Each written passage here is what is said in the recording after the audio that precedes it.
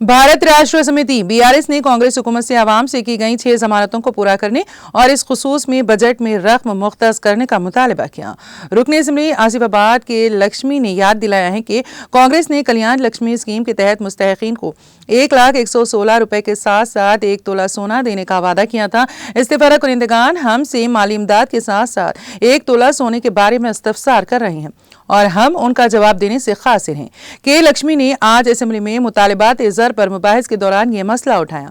उन्होंने याद दिलाया कि बीआरएस हुकूमत ने सरकारी दवाखानों में ज़चगियों के फीसद में इजाफे के लिए इख्तिराई स्कीमात जैसे KCR किट और तग़ज़िया बख्श किट्स की तक़सीम का प्रोग्राम शुरू किया था।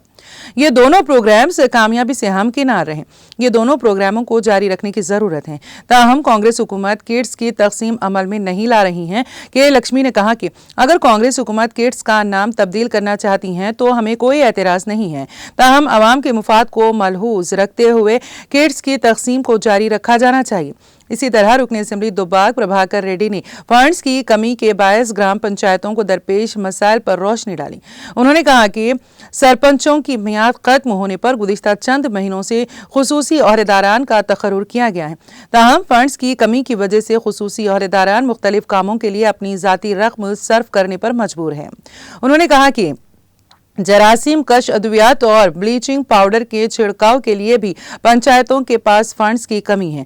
गुज़िश्ता में तेलंगाना की कई ग्राम पंचायतों ने नुमाया खिदमात पर मरकजी हुकूमत से अवार्ड्स हासिल किए थे। ताहम गुज़िश्ता चंद माह से मवाजियात के हालात इंतहाई अबतर हो चुके हैं।